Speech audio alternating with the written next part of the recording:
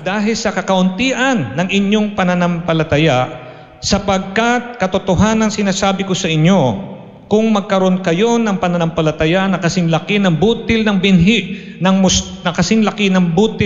mustasa, ay masasabi ninyo sa bundok na ito, lumipat ka mula rito hanggang doon, at ito'y lilipat, at sa inyo'y hindi may pangyayari. Ngunit hindi lumalabas ang ganitong uri ng demonyo maliban sa pamagitan ng pananalangin at pag-aayuno. Bago po kayo mo po, sabihin niyo sa inyong katabi, ang ating Diyos ay dakila. Kayo po'y makakaupo na, mga kapatid. Welcome to the house of the Lord. Praise the name of the Lord. Ang fasting, mga kapatid, pag-aayuno, ay isa pong paksa na importante. One of the three bases or basic foundation of faith. Tatlo pong klase ng basic na pundasyon ng pananampalataya, ay isa po ron ay pag-aayuno. Ang pag-aayuno po, mga kapatid, ay napaka-importante kasabay ng pananalangin at paghahandog at pagbibigay. Prayer and giving, the other two. This is what establishes the believer in his faith. Paano tayo tatagal, titibay, ay sa pamagitan ng pundasyong pananalangin, pag-aayuno at pagbibigay. Ito po, mga kapatid, ay mayroong kapangyarihan sa kanyang sarili. Pag tayo'y nanalangin, may kapangyarihan ito. Pag tayo nag-aayuno, may kapangyarihan ito. Pag tayo naghahandog, ay sa sariling ito ay mayroong pong kapangyarihan. But most Christians cater for one or two only. Hindi nila kinukumpleto to. Yung iba magaling sa prayer. Yung iba nagbibigay naman sa gawain ng Panginoon. Kaya lang yung pag-aayuno, ito po ang hindi masyadong nabibigyan pansin ng nakararami. Para sa kanila, ang pag-aayuno ay dating gawa ng mga mananampalataya. At sa modern time natin ngayon, ay hindi na po uso, kaya hindi na po ginagawa. Pero kasama pala ito sa pundasyon ng pananampalataya ng isang tao sa ating Panginoong Hesus. Prayer, fasting, and giving. So mga kapatid, nakita natin dito na failure to develop a disciplined prayer life and exercise the principle of fasting will result in a dry and ineffective Christian walk. Yan po ang malungkot, mga kapatid. Kapag hindi po natin kinumpleto to, no wonder malamya, no wonder hindi po matibay at mayabong ang pananalig at pananampalataya ng Kristiyano kapag may kulang po sa pananalangin, pag-aayuno at pagbibigay. He becomes an ineffective Christian. Now, the Greek word of fasting is nestia. Nestia. Nesti with an I in the middle of E and A. Diba? Alam nyo yung nesti, mga kapatid. Lagyan nyo ng I yung E saka A. Nestia, that is fasting. So yan po, Griegong salita, it means fasting, literally means abstinence from food. Yung hindi pagkain ng pagkain na solido o likido. Wala pong kinakain. Other meaning, anything that hinders our communion and fellowship with God. Pag napapansin nyo na kayo'y merong nagiging hobby at gawain na napapalayo tayo sa ating Panginoon, kailangan ng pag-ayuno para wag matuloy na ikay maligaw at mapalayo sa fellowship at communion ng ating Panginoon. Anything that ang tawag dito, that will hinder our communion and fellowship with the Lord, fasting po ang kailangan doon. At denial of self. Yung ibig sabihin ikaw ay yung pagtanggi mo sa iyong sarili o pagkait mo sa sarili mong gusto. That is also another meaning of fasting. So meaning to say, hindi po ito mabilis gawin. Sakripisyo po ito. Ito po'y kabaliktaran ng gusto kadalasan ng natural nating katawan. That's why in fasting, we deny ourselves. We abstain from food. For the Lord. So one of the other on the other hand, prayer life is also very important. Now, tatandaan natin yung binasa natin kanina, ang konteksto po nun, lumapit ang Panginoon o ang alagad ng Panginoon sa Panginoon at nagtanong sila, bakit Lord Jesus, yung amin pong pinalalayas na masamang espiritu dito sa naalihan ng masamang espiritu, nandun pa rin at hindi napalaya. Meron pa rin siyang masamang espiritu sa kanyang katawan. So ang sagot ng Lord, ang ganyang klaseng espiritu, mapapalayas lamang through prayer and fasting. In fact, in other Bible, yung verse na sumunod, no, itong verse natin sa Matthew 17:21, wala po yung Tagalog. They excluded it. But in fact, meron pa po ito talagang verse at ang sabi rito na kailangan po ng matinding pananalangin at pag-ayuno kung umaasa tayo na mapalayas itong ganitong uring masamang espiritu.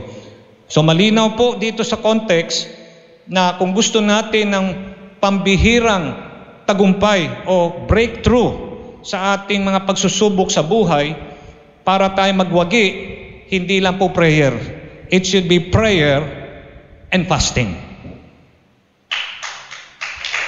Hallelujah! Praise the name of the Lord. So, malinaw po na meron pong nakakayanang sagutin ang prayer, pero kadalasan, napapansin natin, bakit hindi yata tumatalab, bagamat we believe so much in prayer, we believe in God who answers prayer, and yet prayer is not enough. You should put fasting also after prayer. That's why prayer and fasting. So importante po yan. Yan po yung binasa natin kanina. Gusto natin ng breakthrough, gusto natin ng pagpapala, mga kapatid, na hindi natin nakukuha sa pamagitan ng prayer lamang, kailangan pa rin pala ng fasting. So dito po, mga kapatid, on the other hand, prayer is important. When Jesus Christ went to Gethsemane to pray, taking His disciples with Him, He left them alone. Kasama ng alagad ng Lord ang Panginoon, at sabi ng Panginoon, sige dito, watch and pray. Mag-pray kayo rito while I'll go and also pray out there. At nagpunta ang Panginoon, nagnalangin ang Panginoon, pagbalik niya, natunghayan niya yung kanyang iniwanang mga alagad, nakatulog na. Na ilan po sa atin ang ganyan, lalo na pag nagpe-pray sa gabi, pagod na. Tapos nagpe-pray, gusto rin kausapin ng Panginoon, not to say ayaw na. Pero dahil napagod na sa trabaho, mamayang tulog na. Ganun po ang nangyari sa mga alagad. At ang tanong ng Lord sa kanila, couldn't you watch with me for 1 hour? Hindi nyo ba kaya na makasama ako sa pananalangin ng kahit 1 oras man lang? So mga kapatid, dito meron pong isang sinabi ang Lord, maganda ang prayer, 1 hour. So 1 hour prayer. So sometimes we pray 5 minutes, 1 minute. So sa totoo lang, ang prayer talaga na nakikita natin dito sa Matthew 26:36-40, kahit 1 hour prayer. Paano ito aabot ng 1 hour? Meron pong step. As we discipline ourselves to pray, a 10-step plan as a guide can help us fill 1 hour with 5 minutes or more per segment. So paano aabot ng 1 hour ang prayer? Kailangan po meron kang guide. At itong guide na to, ilang taon na po ginagamit at galing po ito sa ibang mga churches na ginagamit po at very effective pa po ang segment or ang kanyang listahan or guide, which starts with praise. Pag tayo pala nagpe-pray, mga kapatid, of course we know adoration, confession, thanksgiving, and supplication. We adore the Lord, pinupuri natin siya, tapos nangungumpisal tayo, tapos thanksgiving, tapos supplication. Yan po, naturo na po sa inyo yan. Pero ito pong i-share ko po sa inyo is another kind of pattern wherein you can expand your prayer into not just 30 minutes or 40 minutes, but even 1 hour and beyond. Simulan po mga kapatid sa praise. Pareho rin po. Yung adoration, praise rin po yun. Pero dito sa ating listahan, yung praise, inopen natin ang prayer sa praise, tatapusin rin natin ang prayer sa praise. Hallelujah. Our Father who art in heaven, hallowed be thy name. The nature of God is our Father who art in heaven. In praise, we esteem God for His nature and accomplishment. Doon pa lang bago tayo lumapit sa Panginoon, pinupuri na natin siya. Panginoon, napakabuti mo. Panginoon, ika'y mabuti. Kaya kanina mga kapatid, while we are praising, I surmise mga kapatid na yung ating pong mga umattend ngayon, some of which are still maybe hindi pa talaga lubusang gising. Medyo tulog pa pero gising na sila sa diwa, pero yung kanilang isip malayo. Kasi when we come to church mga kapatid, focus ang Panginoon. O may problema ka, may bayarin ka, tabi lahat yan. Nagpunta ka sa church para ano? Sambahin ng Diyos. You are here for a purpose. To worship God in spirit and in truth. Yes, you have problems. Yes, you have obligations. Pero pagka nasa church ka mga kapatid, wala kang gagawin kundi tuon ang pansin mo sa ating Panginoon, purihin mo siya. Praise and worship.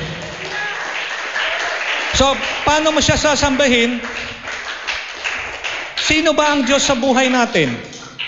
Lord, you are our Father. Lord, you are our Savior. You are our provider. Lord, you are great. You are good. Lahat ng ginawa niya na sa atin, ilagay mo sa titulo ng ating Panginoon, yun ang una nating address sa Kanya, praise.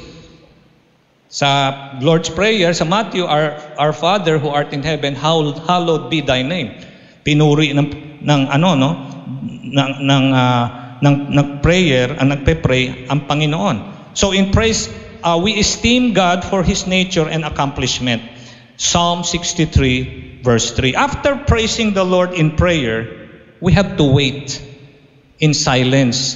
Kailangan di po tayo nagmamadali pag tayo nagpe-pray sa Panginoon. We're talking of prayer and fasting now, right? So prayer says that if you pray, you praise the Lord and you wait. Maghihintay tayo sa presensya ng Panginoon. So you close your eyes mga kapatid and you feel, you wait for the coming presence of the Lord. And the Bible says He's in every place. Lahat siya ng lugar. Lalo na pagka nagtipon po ang mga mananampalataya. Kaya mga kapatid, imposibleng hindi natin maramdaman ngayon ang presensya ng Panginoon dahil nagtipon tayo sa Kanyang pangalan. But we have to wait. Hahantayin natin at nanamnamin natin at tatimingan natin yung pagbaba ng presensya ng Lord dahil sinabi rito, rest in the Lord. Rest in the Lord. Masyado kang na tumataas yung presyon mo sa pressure sa paligid. Yung mga expectation mo hindi mo ma-meet. Pero sabi ng Bible, rest in the Lord. Relax. Wait for the presence of the Lord to come. Not merely meditating, hindi ka lang nagbubulay-bulay, kung hindi nakikinig ka. Lamentations 3:25. So bago ka talaga lubusan mag-pray sa Lord, matapos mo siyang purihin, wait for His presence. Number 3, confession. Ayun na. Doon po sa una nating alam sa pag-pray, adoration, pagsamba, praise, confession. Ito, pangatlo pa lang. Pangatlo siya sa listahan natin. Confession means to admit our sins before God. Come open to the Lord by saying, Lord, I have sinned against you. Forgive me. For I have sinned against you, Lord Jesus. Ito po kasi yung balakid. Hindi pakikinggan ng Panginoon ang prayer na buo kung tayo'y may tinatagong kasalanan. That's why we have to come to the Lord clean. Sometimes you feel, ang layo ng Lord sa akin. Hindi po ang Lord ang lumayo sa atin. Tayo ang lumayo sa Panginoon. Paano ka lalapit? Confess. Repent. Umamin tayo sa ating mga kasalanan. And you will feel the cleansing power of the Lord. This clears the way for a powerful praying to God who answers. Sabi po, if we come to the Lord and confess our sins, He is faithful and just to forgive us our sins and cleanse us from all unrighteousness. If we confess, if Ayan po yung if. If we confess. If you don't confess, how can we be forgiven? How can we be cleansed? So kailangan paglalapit tayo sa Lord, papuri, wait on His presence. Pangatlo, confess. Magsisi, confess, and admit our mistakes. Number 4 is mentioning God's word in prayer. Alam niyo mga kapatid, ang kagandahan habang kayo natututo na ng salita ng Diyos, you can use God's promises in your prayers. Pwede nating sabihin sa Lord, Lord, sinabi mo, Panginoon, kami mabubuhay hindi lang mang sa tinapay, kung hindi sa bawat salita na nanggagaling sa iyong bibig. Man shall not live by bread alone, sabi mo, Panginoon, but by every word that comes out from your mouth. So when you talk to the Lord, you use His word back to Him because it's true. And what happens? Your prayer becomes what? Enriched with yung sincerity naroon. Kasi sinasabi mo, Lord, di ba sinabi mo? See? Using the word of the Lord as we pray to the Lord is important. We open our eyes to new possibilities in God. In 2 Timothy 3:16, God's word is said to inspire us. Amen? Naka-i-inspire po ang salita ng Diyos. Kaya nga, pag tayo nagpe-pray at ginagamit natin yung salita niya pabalik sa Kanya, tayo'y na-inspire lalo makipag-usap sa ating Panginoon. Number 5 is intercession. Hindi po lahat ng prayer, mga kapatid, puro sa atin lamang. Dito po sa panglima, intercession o pamamagitan sa Tagalog.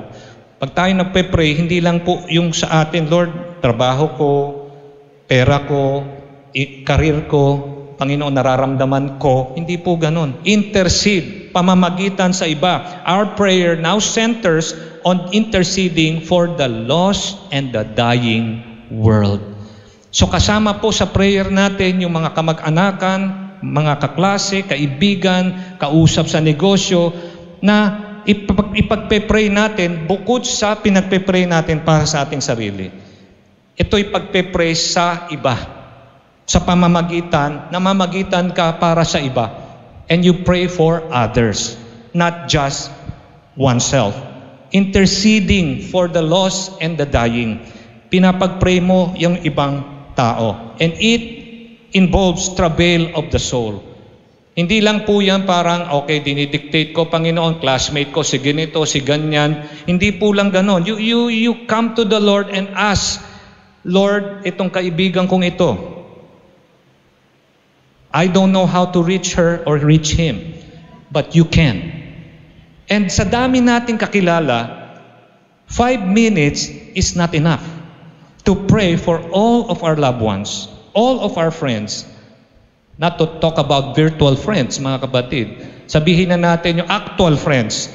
Yung 5 minutes, hindi lang po talaga kakasya.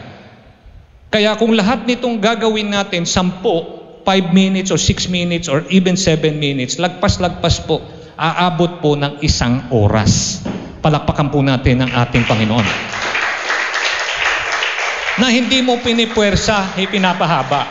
Yung natural lang na pananalangin na gagawin natin sa Panginoon. Kasi ang pinag-uusapan dito yung breakthrough. Paano mo makatatanggap yung tagumpay na kakaibang tagumpay? Hindi lang tagumpay, kundi kakaibang tagumpay, breakthrough sa buhay natin.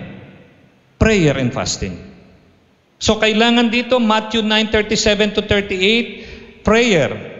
Ang prayer po dito sa Matthew 9:37-38, harvest plentiful but laborers are few.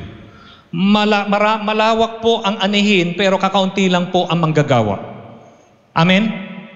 Ilan po ang manggagawa natin, mga kapatid? Kumpara sa lawak ng aanihing kaluluwa. We have to pray para mapadalhan tayo ng Diyos ng mga manggagawa para yung anihin wag po masayang. Isa pong paalala ko po sa inyo, sila Pastor Rodolfo Gonzaga at kanyang may bahay nasa Claveria, Cagayan na po as we speak. And they are undergoing persecution. Hindi po sila nakapunta ron para binigyan ng red carpet, mga kapatid. It's a usual beginning of pioneering work. No, they really have to start from scratch. And they will not succeed if we will just pray for them. We have to pray for them and fast for them.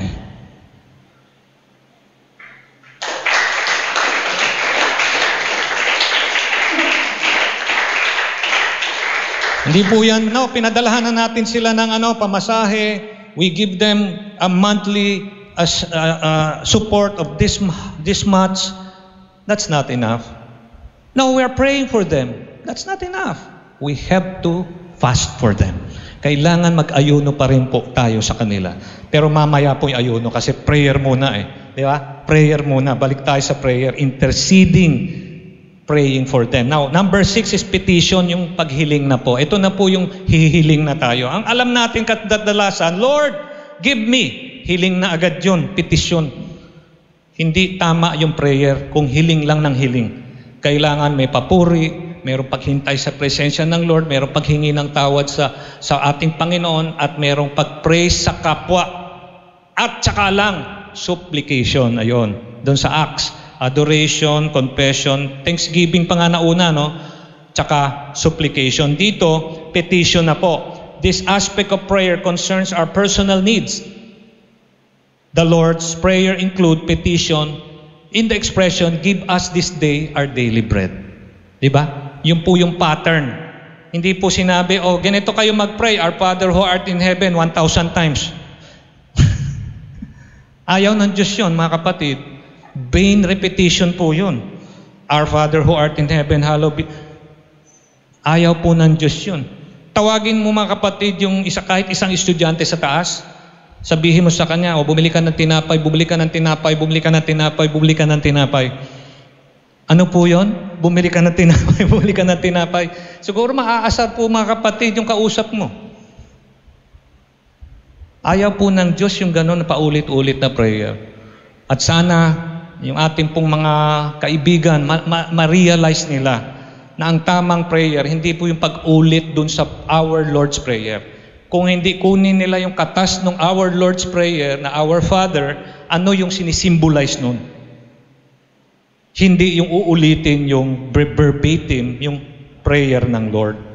Kung hindi, adopt the pattern. Adoration, confession, thanksgiving, and supplication. Palakpakan po natin ang ating Panginoon.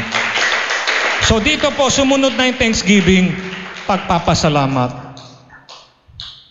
Tayo ba mga kapatid, nung nagpunta dito sa church, wala ba tayong pwedeng pagpasalamat sa Lord? Kaya nyo na nasa church kayo, tahimik lang kayo, nag-o-observe kayo. Pag kaya tayo nasa church, you don't observe others. You focus on the Lord. Kasi sa Kanya, meron tayong pagpapasalamat. No, don't wait for a spark from your team or for your seatmates. Sasabihin, siguro pag siya na-revive, marirevive na rin, mahahawa na rin ako. Hindi po ganun yun.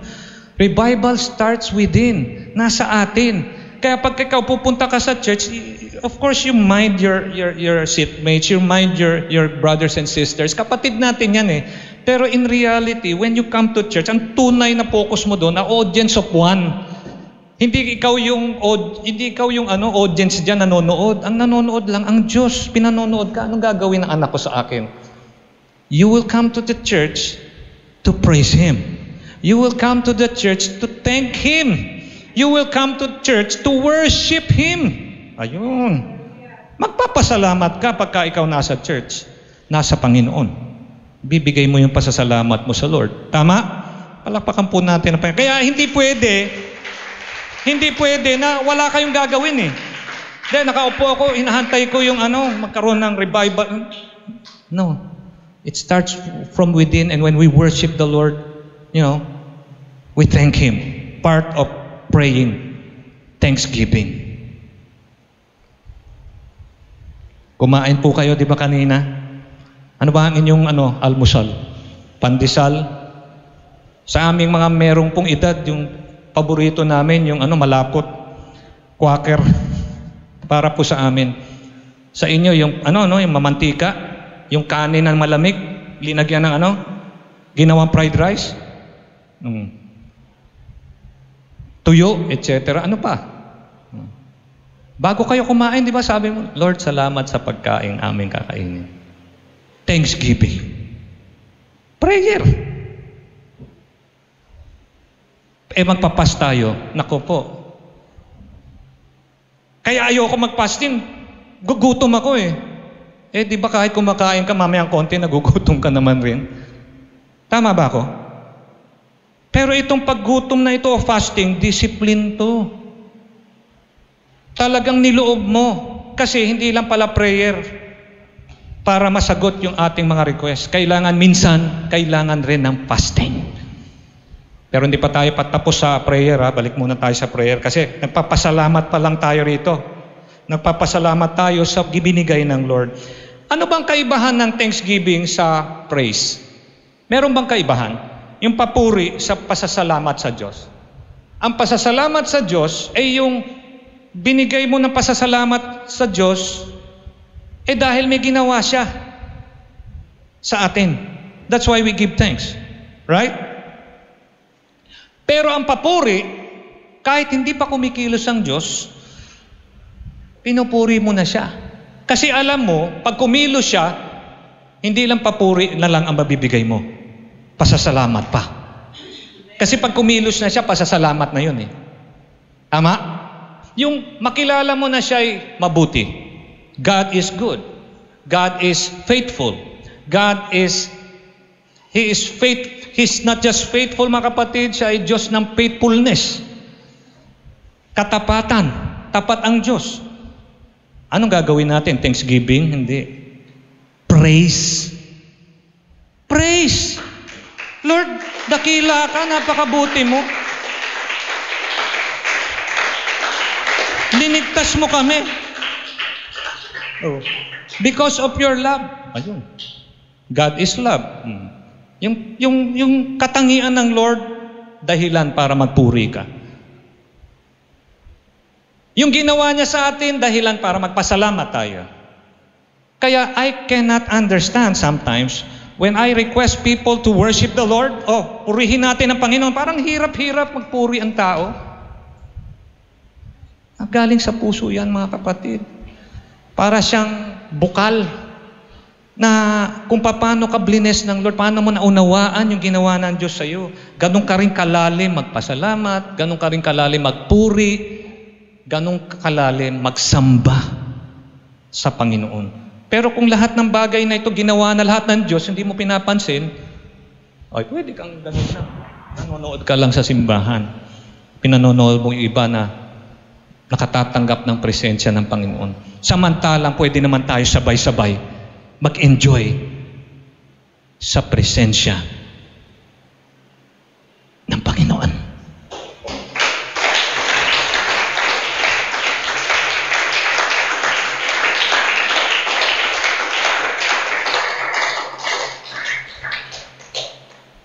Yung iba, mga kapatid, self-conscious.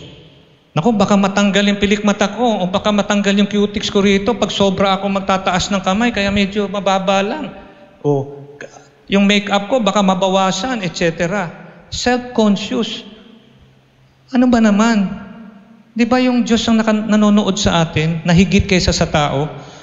Bagay ba? Maganda ba yung pag naka-side view ako? Maganda ba? Why are you conscious about that? We are here in church to worship God in spirit and in truth. Amen. Hallelujah. Praise God. Palakpak sa Panginoon. Singing. Kanina umaawit tayo. Naobserbahan ko yung mga bata sa harapan, yung mga bagong bata, mga kapatid na uma-attend madalas na sa ating Sunday school. Some of them they cannot still, hindi sila makasunod. Tapos tinanong ko, naiintindihan mo ba? Nababasa mo ba? I think some of them cannot read. So, nakikita man nila malaki yung hindi nila malaman na, di ba, they can sing together with us, that they are supposed to sing like, So, hindi pa nila alam masyado. Mga bata yon. Sa atin kaya? Sana mga kapatid, huwag tayong magsawa. Kasi sa prayer, kasama po yung pag-awit. Hindi lang po yung prayer na kapikit ka, mag-wait ka sa presence ng Lord, magpipetition ka, mag-i-intercede ka, magte-thanksgiving ka. You can sing.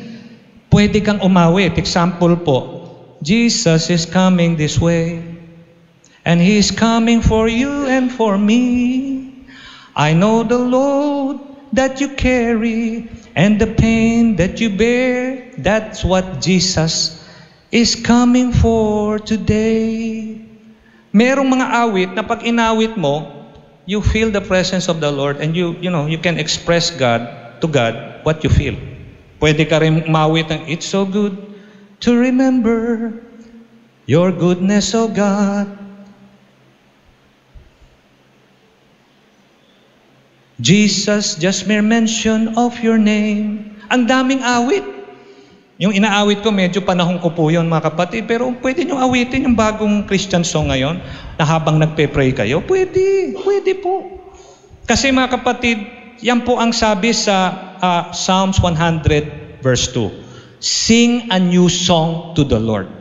Umawit raw tayo ng awit. So hindi lang po yung singer dun sa kapitbahay ang pwedeng umawit sa Lord. Ikaw na nakakilala sa Panginoon, you can sing while you pray to the Lord. Palakpakan po natin ang ating Panginoon. Melody in its truest sense is a gift of God for the purpose of singing praises to Him. Singing new songs can be learned. You can learn. If you can learn new things about your career, what more learning new songs to sing those songs to the Lord? The songs may come straight from the Holy Spirit while creating the melody. You can even make a new song yourself. Na ang nagpapadala sa iyo ng tono, ang Holy Spirit na po. In fact, Sister Gemerlyn Oxiano of the Central Church, nag-present po sila ng awit. Hindi ko na po napuntahan sa Antipolo Church. Siya po ay composer based sa Central Church na Apostolic Church na tulad po nating Apostolic believers. Meditation. Kailangan raw po magnilay-nilay. So yung ginawa ng Lord sa atin, pag nilay-nilayan natin, pagbulay-bulayan natin. Anong ibig sabihin nun? Ikaw ba merong panahon na niligtas ka ng Lord sa siguradong aksidente? Meron ba rito dapat nasa ospital pero iniligtas ng Lord kaya naririto? Tapos meron naman na ospital pero nung gumaling narito rin naman. Pag inisip mo yon, paano kaya nangyari yon? Kasi yung nakikita kong nangyayaring aksidente sa internet, grabe po, durug-durug, yung nahihiwala yung ibang parte ng katawan sa bahagi ng katawan na hindi na natin mabanggit sa sobrang sama na nangyaring aksidente. Pero ikaw, linigtas ka ng Lord. So pwede mong pagnilay-nilayon sabihin, Lord, napakabuti mo. Iningatan mo ako.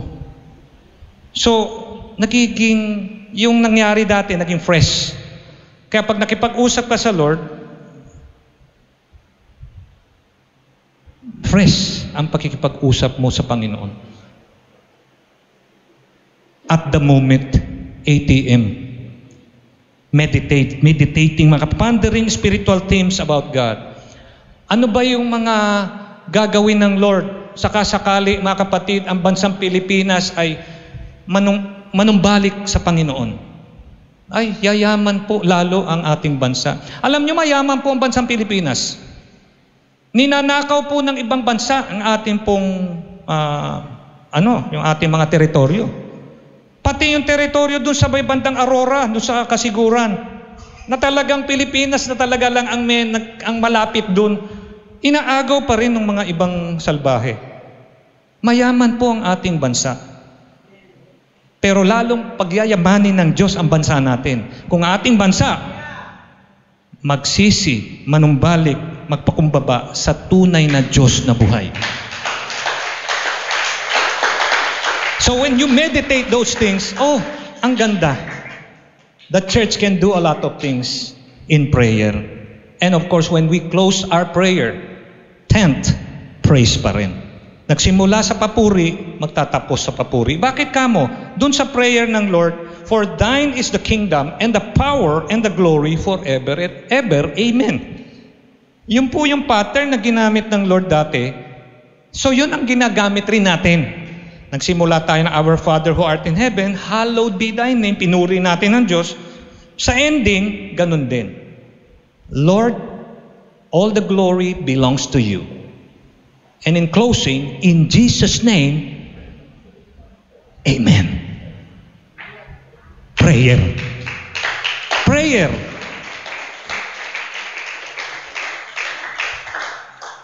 Mahina ang palakpak.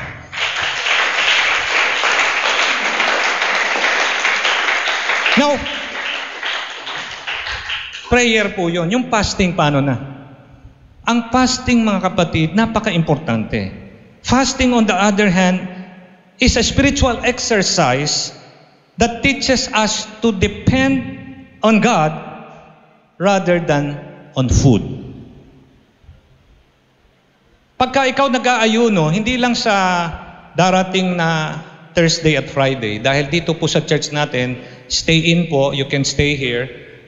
We'll make sure that you will have a comfortable stay in our church while attending fasting. Of course, I understand some of you will go to staycation, will go to the beach, etc. But for those who wanted really to exercise this spiritual blessing of abstaining from food because you recognize that hindi ang pag-asa mo pagkain, ang pag-asa natin ng Diyos, napakaganda ng fasting. Pag-aayuno, depending on God rather than depending on food for our strength. Isaiah 58 shows us that God's chosen fast is for us. May sinabi po sa Lumang Tipan sa Isaiah 58 na ang fasting raw, mga kapatid, prayer and fasting, appointed dapat ng Diyos. Ito dapat hinirang ng Diyos. Ito, mga kapatid, na gagawin natin fasting, hinirang ng Panginoon. Hindi lang gusto natin o dahil sa palagay natin dapat natin gawin. Kung hindi, ito'y itinalaga ng Diyos mismo. Kaya para tayo mag-ayuno, dapat lang. Kasi siya ang nagtalaga nito. Appointed by God. Number 2, set apart. Inilaan para sa Diyos. Ito, mga kapatid, kasing pag-aayuno, it can be selfish. Gusto mo pa lalong umakyat sa iyong promosyon. Gusto mo lalong, yung selfish na pwede ito. Pero mga kapatid, kung ikaw'y mag-aayuno, kailangan yung itinalaga ng Lord at inilaan para sa Lord. Yun po yung sa Isaiah 55 na sinasabi na tamang uri ng pag-aayuno. Ito po ay to minister to Him.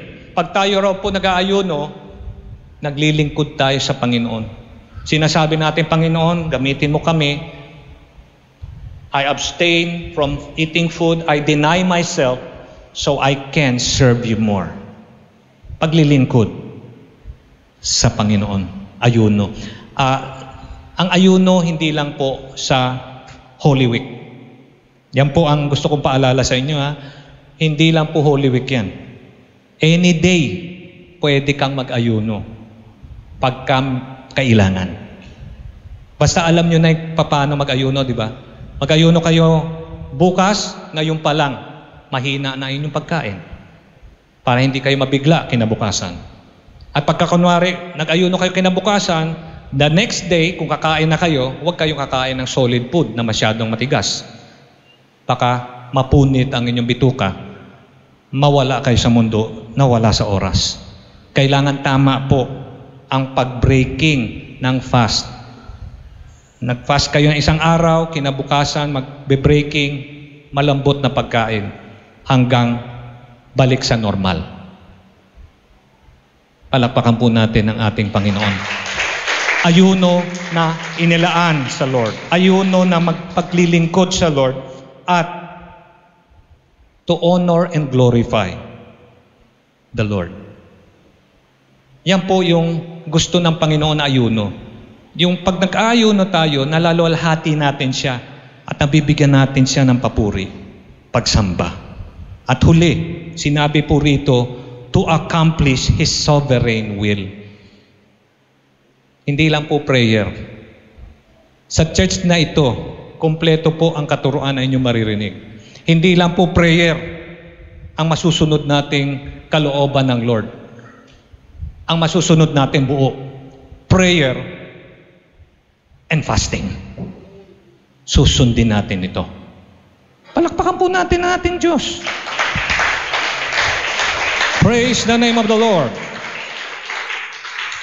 Accomplishing His sovereign will. Now in the book of Matthew 6:16 to 18, please hear what the Lord has to say. Whenever you fast, do not put on gloomy face. Matutokso ka yung malungkot yung muka.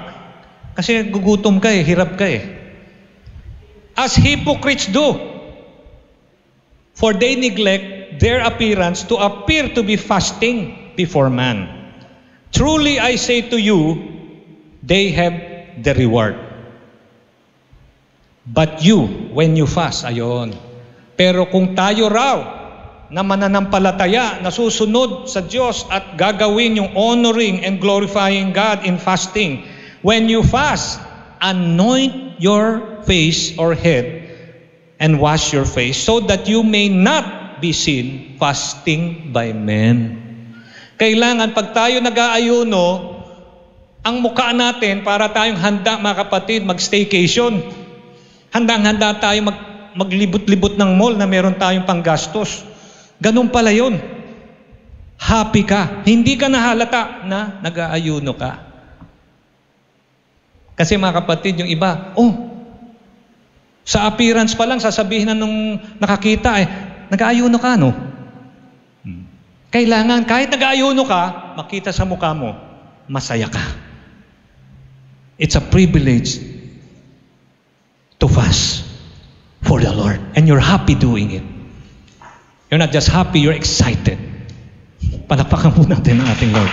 Woo! Church, what's more? Not seen by man, but by your Father who is in secret. Ayun. May makikita pa rin talaga Di ba minsan akala natin wala? Parang sinasabi, wala namang mangyayari. Akala mo lang yun. Pero may nakakakita ng sikreto. Ang tawag dito, the Father. Ang Diyos kitang-kita yung ginagawa natin pag-ayuno. At hindi lang yun. Tapusin natin yung verse. And your Father who see in secret will repay you. Hindi ka lang niya nakita ng sikreto habang kayo nag-aayuno. Ang nakakita sa iyo ng sikreto na ikay nag-aayuno will reward you. Gagantimpalaan ka niya na siyang nakakita sa iyo ng sikreto na ginagawa mong pag-aayuno sa Kanya. Now, sino ba nag-ayuno mga kapatid? David the king fasted. Esther the queen fasted. How about Moses, the lawgiver? He fasted. Ang dami po nag-ayuno nung sa lumang tipan. Si Anna, the prophetess, fasted. Nag-ayuno po siya. Daniel the seer. Daniel, the one supposed to be food for lions. Di ba? Di ba yung angel, pinigilan yung bunganga ng leon para kainin si Daniel? Nag-ayuno po si Daniel. Pero ang fasting niya, partial lang. Kumain siya ng prutas. Sa atin po, hindi partial. We won't eat fruits. We will drink water. Normal fast yung sa atin. Absolute fast, hindi ka iinom ng tubig, hindi ka pakakain ng solid food. Sa atin, normal fast. Hindi tayo kakain, pero meron tayong iinuming likido. Hindi po abot ng 2 araw. Less than. Kasi sa 2 araw, breaking na po tayo sa Friday. Praise God. So hindi po masyado mahirap po yan. Lalo na sa mga bago, ating pong pinapaalalahanan, exciting ito. Hindi po ito, Alam niyo yung physical benefit ng fasting? Alam niyo? Alam niyo ba? Alam niyo, pag nagpa-fasting, baho ng hininga. Tapos pag pupunta kayo sa CR, kung ano-anong technicolor yung lumalabas doon sa CR, that is good for the body. Lumalabas yung toxins sa katawan mo, kaya yung hininga ng tao, masangsang.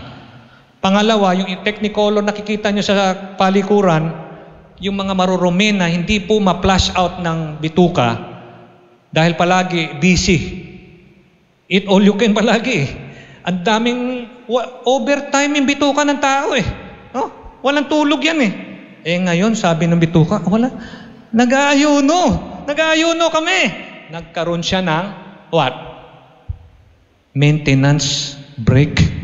Yung bituka natin. Sabi ng bituka, praise the name of the Lord Jesus. Nagpuri yung bituka ng tao. Bakit? Nakapagpahinga siya. Benefits.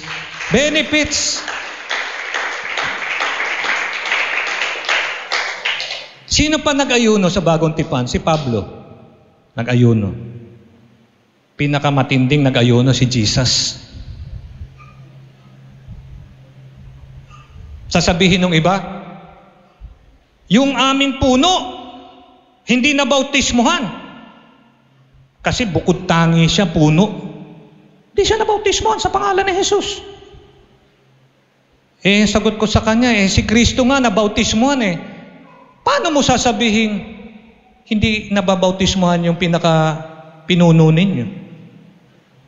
Kasi yung kanilang puno, mga kapatid, malalaking kapilya po nila. Hindi po nabautismuhan yung pinaka-pasugo nila ron. That's noted po yan. Kahit sila, inaamin nila yan.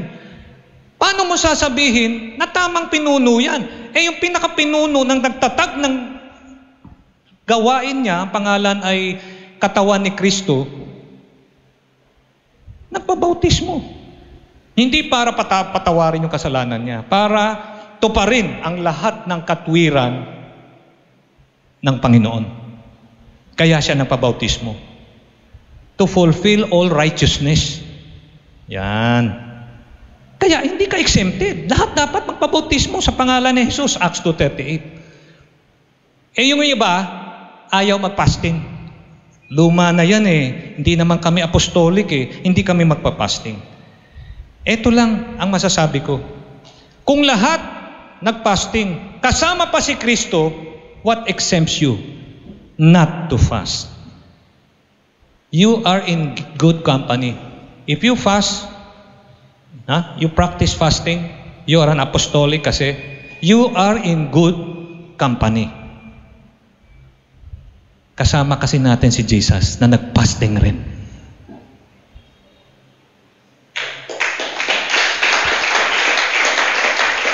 Church, fasting is humbling oneself. Always inspired by the Holy Spirit to follow God's Word. How we need prayer and fasting now more than ever.